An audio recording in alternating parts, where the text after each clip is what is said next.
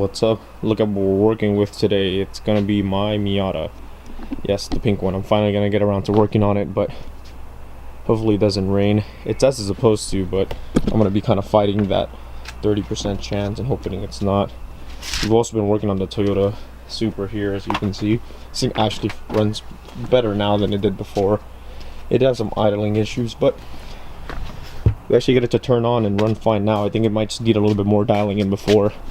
And then also the 240s were there in the background, and that's because that actually snapped an axle. But I'll probably make a little video or more explanation in the future when we go replace it. But that was a whole hassle to get that thing.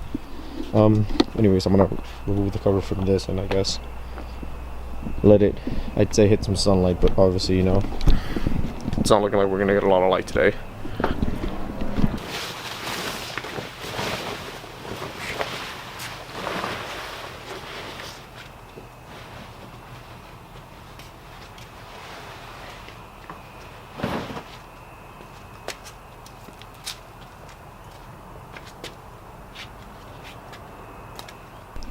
Crazy thing, but it's like covered in this layer of dust that I presume is the car cover deteriorating underneath it, but that's weird. I don't know if I should hose it off or not. I kind of feel like it. Yeah, you know, no, but then it's gonna take forever to dry. Oh well, I'll just get working on it. But yeah, you guys haven't seen it in a while. Here it is. It's technically pieced together, but things are just kind of put on because wiring harness, yada yada yada.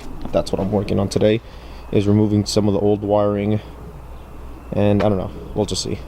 It's like a bit of on and off rain now. I think there's like a few water drops on it maybe that you can see, but put some of my tools away. I'm gonna see if maybe it passes by, because it says it's here just be for like about an hour, and then I'll head back to it if it stops raining.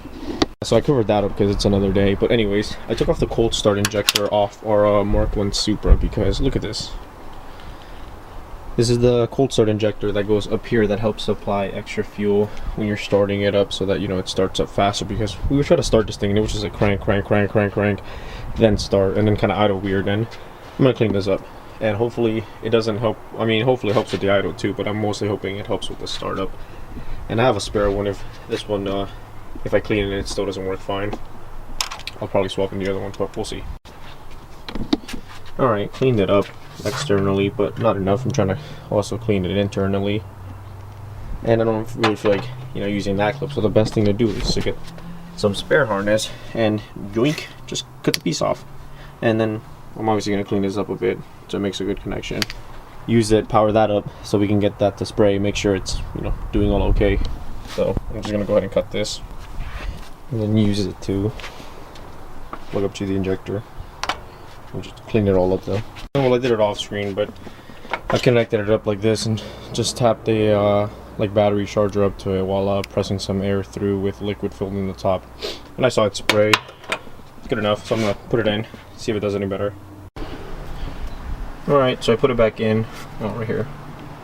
So I put it back in. I'm gonna see if it makes it run better. If not, then oh well, I'm gonna have to keep trying to see what's making the cold start issue. Alright, it did, but since the rest of the injectors are still clogged, it doesn't idle. Well, I mean, it does idle perfectly. It's just when you hit the gas, it like wants to die. So we're gonna have to get new injectors. But other than that, pretty good. No leaks on it or anything. Idle is pretty consistent at 800. Not bad. And alright, well, I guess that's it for now.